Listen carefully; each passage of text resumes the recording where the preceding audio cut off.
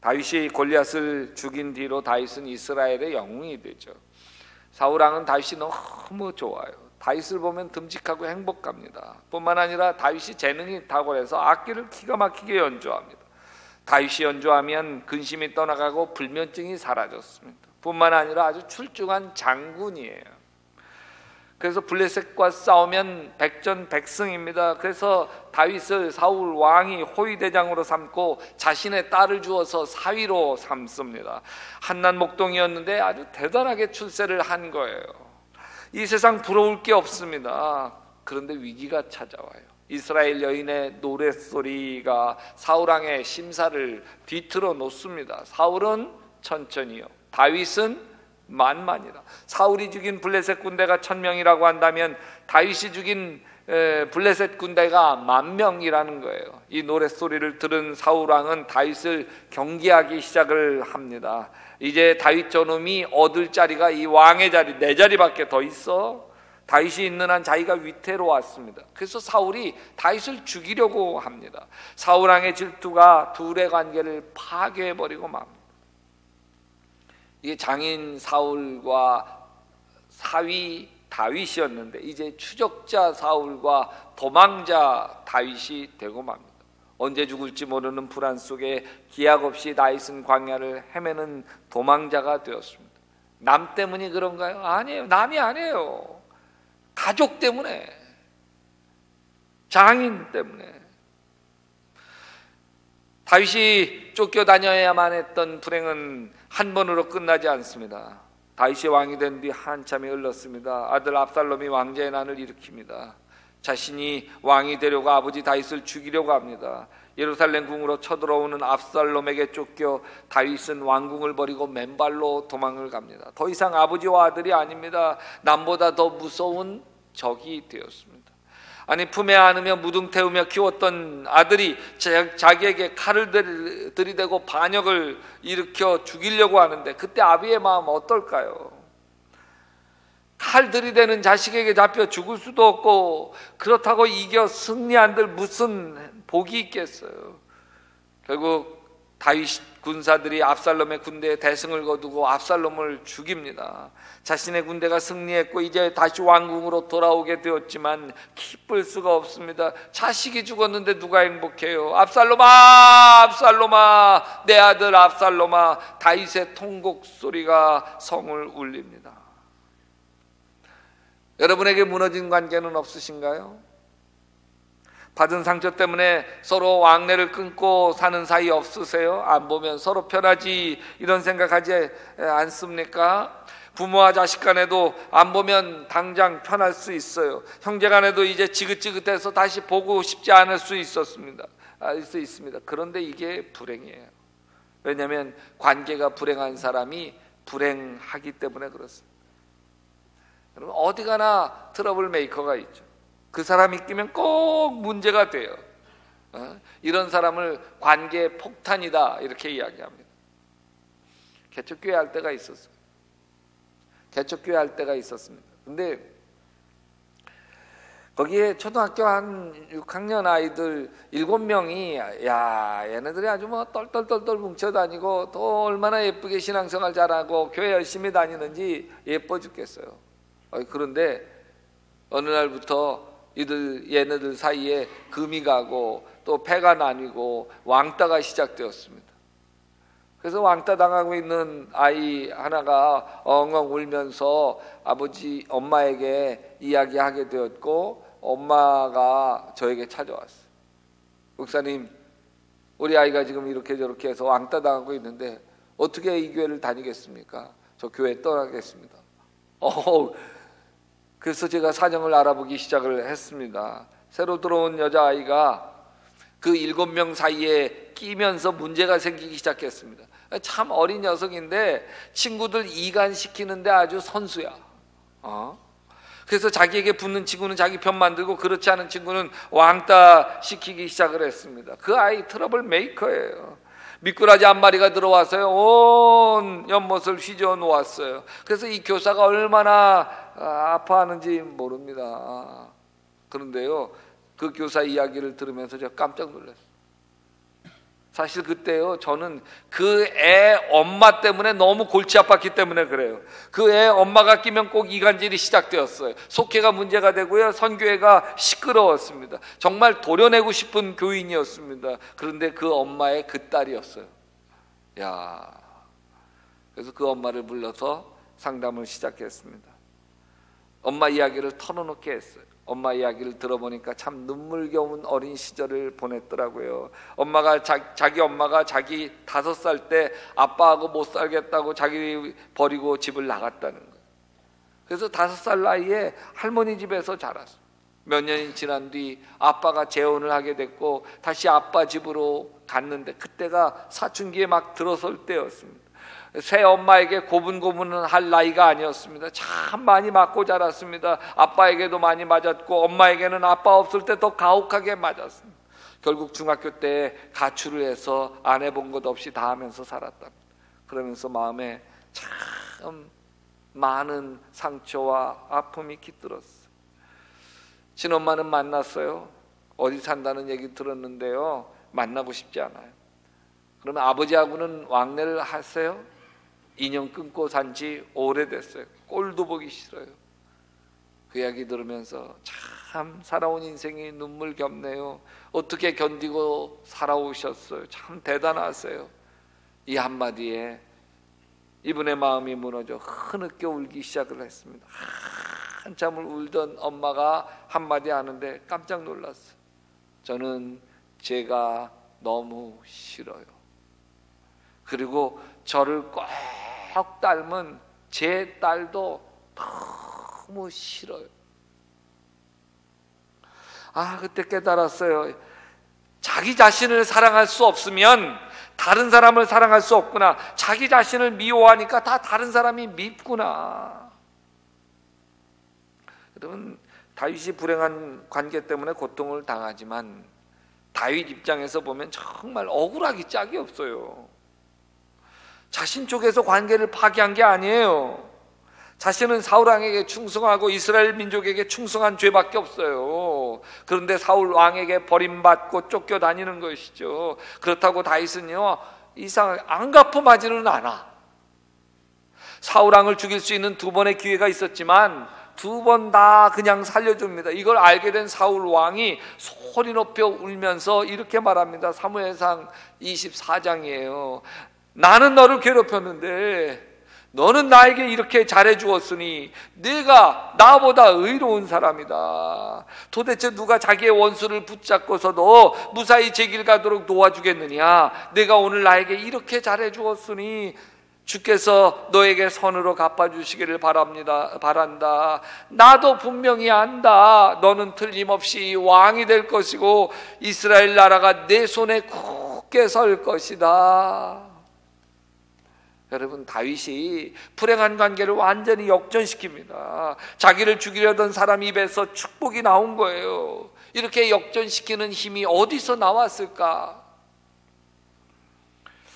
다윗은 자기 자신에 대한 믿음이 있어요. 자존감이 참 높아요. 나는 괜찮은 사람이야. 나는 하나님이 함께하는 사람이야. 나는 잘 될 사람이야. 이게 마음 깊은 곳에 뿌리를 내리고 있어요. 이게 처음부터 그렇게 된 건 아니에요. 사무엘 선지자를 만난 뒤로부터 그렇게 됐어요. 사무엘 선지자가 장차 왕이 될 사람을 찾아 베들레헴 이새의 집으로 옵니다. 거기서 소년 다윗에게 사무엘이 기름 부어 주며 안수를 하죠. 장차 내가 왕이 될 사람이야. 하나님이 세울 임금이 바로 너다. 그날부터 다윗 마음에 하나님의 감동이 있었습니다. 나는 잘 될 사람이야. 나는 왕이 될 사람이야. 나는 하나님이 함께하는 사람이야. 여러분, 기골이 장대한 블레셋 장군 골리앗이 쳐들어왔을 때였습니다. 골리앗 앞에서 다 두려움에 떨고 있어. 사울왕도 떨고 이스라엘의 백전노장 장수들도 다 떨고 있는데 오직 담대한 한 사람, 이게 다윗이에요. 내가 나가서 싸우겠다. 아니, 지금 골리앗 앞에서 다윗보다 덩치도 크고 힘도 센 다윗의 형 엘리압도 삼마도 아미나답도 다 바들바들 떨고 있는데, 다른 형들도 떨고 있는데 다윗만 담대한 거. 만약에 여러분 보세요, 다윗이 아니라 엘리압이 사무엘로부터 너는 하나님의 사람이야, 내가 왕으로 될 사람이야, 이 소리를 들었다고 한다면요, 다윗이 아니라 엘리압이 골리앗과 싸워 골리앗을 이겼을 거예요. 다윗 마음에 하나님의 감동이 있어요. 하나님이 자신을 얼마나 사랑하고 아끼는지 자신의 마음에 가득한 충만함이 있는 거예요. 이게 모든 불행한 관계를 해결해 갑니다. 사무엘 선지자에게 안수받으면서 그날 이후로 다윗의 여호와의 영에 크게 감동되니라. 사무엘상 16장 13절에 그렇게 이야기하고 있습니다. 하나님의 감동이 있는 거예요. 나 잘 될 사람이다. 여러분, 하나님은 하나님 자녀에게 넌 참 괜찮은 사람이야, 너 잘 될 사람이야, 이런 마음을 심어줍니다. 이게 믿음이에요. 요셉도 관계 때문에 참 힘들었던 사람이죠. 형들에게 버림받고요, 애굽의 노예로 팔려가고요, 자신은 산 보디발 집에서 그렇게 충성을 했는데 보디발 아내에게 누명을 쓰고 감옥에 갇힙니다. 참 재수 엄붙은 사람이죠. 그럼에도 이 모든 고난을 이기는 특별한 게 요셉에게 있어요. 그게 뭔지 아세요? 요셉이 받은 하나님의 꿈이에요.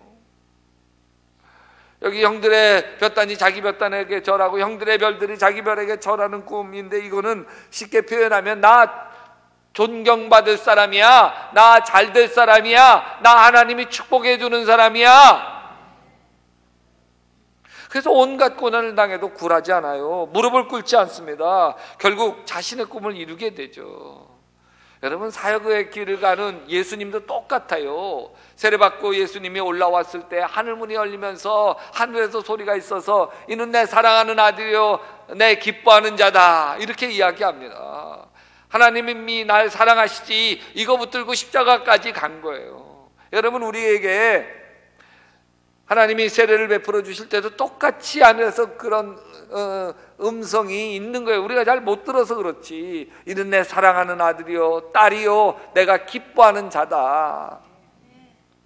여러분, 우리가 하나님을 사랑하면 사랑할수록 나를 사랑하게 됩니다. 나를 좋아하게 돼요. 근데요, 사람들은 다 스스로를, 자기가 자기 스스로를 사랑하고 있다고 착각하고 살아요.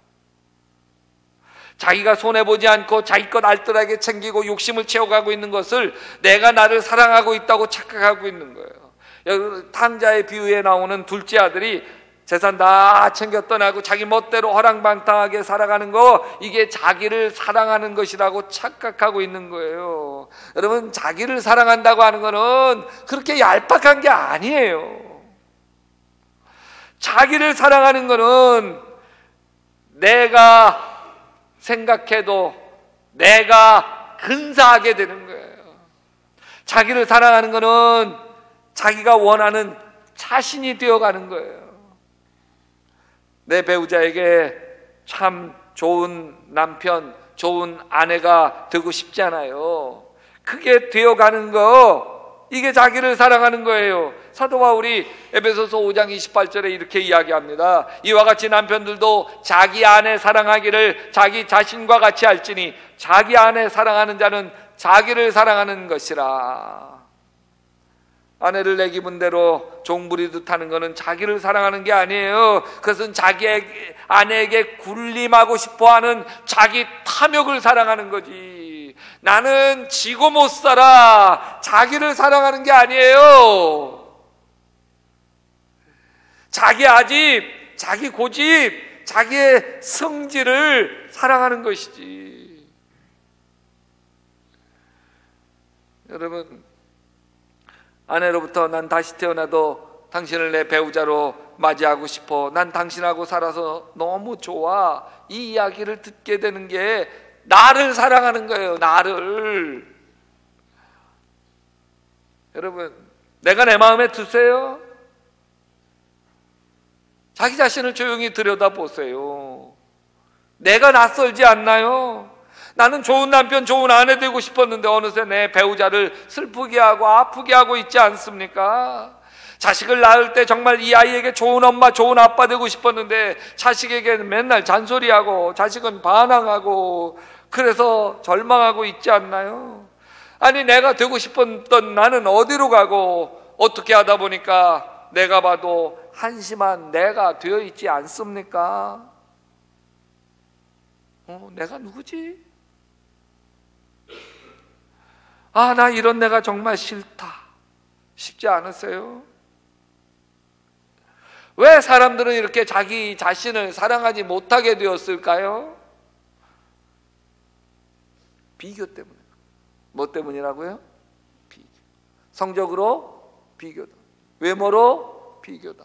능력으로 비교다. 부모의 재력으로 비교당하고 아파트 평수로 비교당하고 하다못해 형제들 간에도 비교당하면서 살아오잖아요. 야, 이 녀석아, 너 형 반만 닮아라. 어디서 나온 자식인데 이렇게 애미 속만 썩이니 하라는 공부는 안 하고 비교당하면서 자신이 얼마나 초라해지는지 몰라요. 자신감 없어지고요.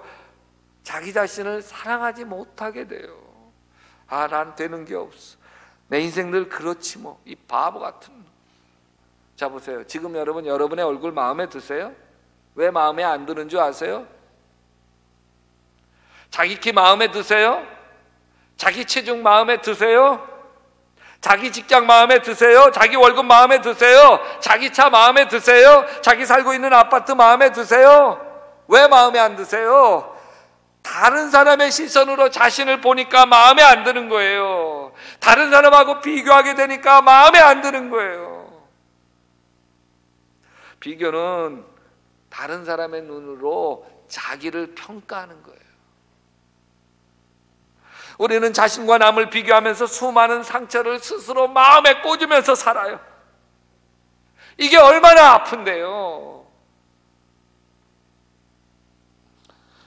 따라서 합시다. 내가 나를 좋아할 수 없으면 남도 나를 좋아할 수 없다.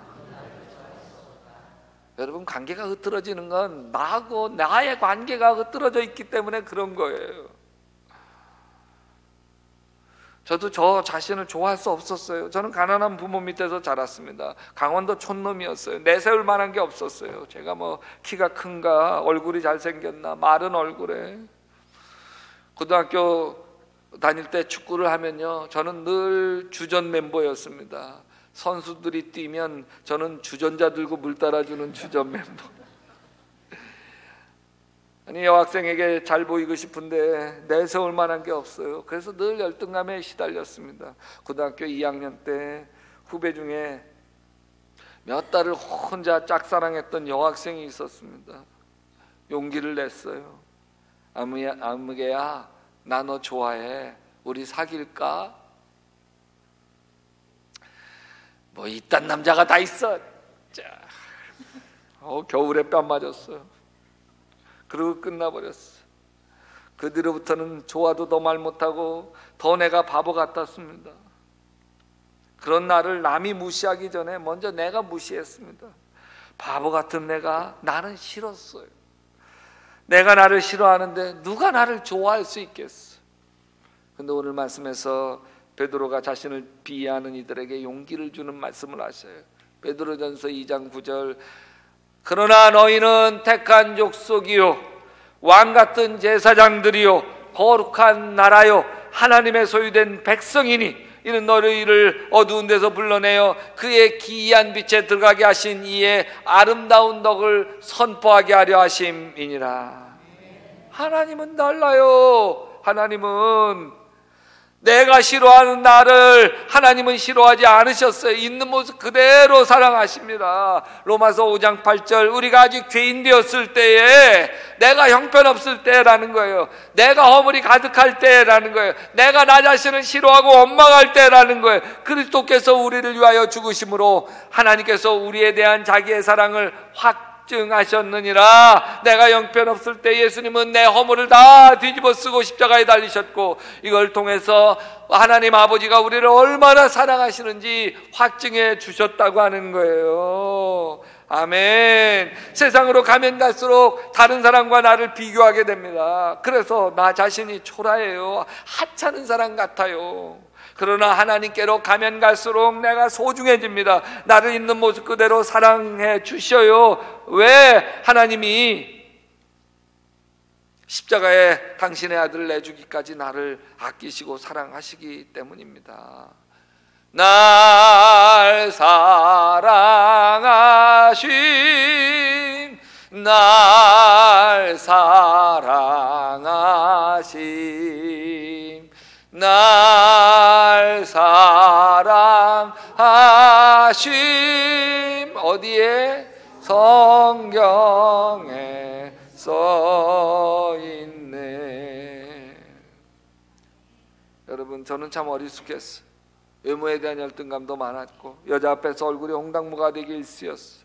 근데 하나님의 사랑을 깨달으면서 어리숙한 모습 그대로 나는 소중한 사람이 되었습니다. 지금은 제가 어리숙해요, 안 해요? 여자들 앞에서 얼굴 빨개져요, 안 빨개져요? 수많은 여성들이 나를 보면 빨개져요. 근데요, 여러분, 그때가 그리워요. 어리숙했던 그때가, 여자들 앞에서 말 한마디 못하고 홍당무됐던 그때가, 그 소박한 그때가, 그 순수했던 그때가, 그 사랑스러운 그때가 지금은 더 그립습니다. 나는 나예요. 나 있는 모습 그대로 나는 아름다워요. 왜요? 하나님의 작품이에요. 하나님의 걸작품이지 않습니까? 물론 나에게 약점이 있어요. 외모의 약점도 있고요, 성격의 약점도 있고요, 잘못하고 서투른 약점 많아요. 투성이에요. 그것도 나예요. 나를 있는 모습 그대로 사랑하기로 결정할 수 있게 되시기를 주님의 이름으로 축원합니다. 어때? 이게 나야. 하나님이 괜찮대. 하나님이 내가 좋대. 그러면 됐지 않습니까? 인생이 힘드신가요? 내 인생의 짐이 무거우신가요? 이 힘겨운 인생을 묵묵히 견뎌가고 있는 나 자신을 사랑하고 나 자신에게 내가 용기를 주고 위로해 주시지 않으시겠습니까? 그래서 매일 아침 일어날 때 그냥 일어나지 마시고요, 아우 지겨워 이러고 일어나지 마시고요. 그러면 지겨운 게 다 달려 들어와요. 여러분, 아침에 일어날 때 어떻게 해요? 하나님 사랑합니다. 나는 소중한 사람, 모든 게 다 잘 될 걸 믿습니다. 왜 다 안 하세요? 집에 요즘 안 하시는구나. 다시 시작. 하나님 사랑합니다. 나는 소중한 사람, 모든 게 다 잘 될 걸 믿습니다. 그러면요, 온갖 좋은 것이 다 달려와요. 그리고요, 나 외롭지 않게 믿음의 친구를 만들어주세요. 담 쌓지 말고 다가가세요. 우정은 숲에 난 길과 같아서 다니지 않으면 없어져요. 소중한 관계를 소중하게 가꾸어 가셔서 삼겹줄은 끊어지지 않지 않습니까? 옆 사람에게 이렇게 이야기해 보세요. 너 때문에 나 외롭지 않다? 한마디 더 합시다. 나 때문에 너도 좋지? 아멘. 그리고요, 제가 종종 하는 것 중에 하나인데, 여러분, 거울을 보고 나에게 말 거는 거 아세요? 거울을 보고. 나는 거울을 보고 이렇게 나를 안아주면서, 규희야, 나는 내가 좋아. 내가 잘 견뎌주어서 고마워.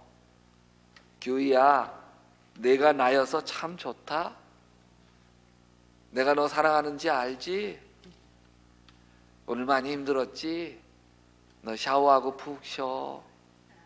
또 어떤 때는 손아 고마워, 얼굴아 고마워, 다리야 고마워. 아멘. 나 자신을 내가 고마워해요.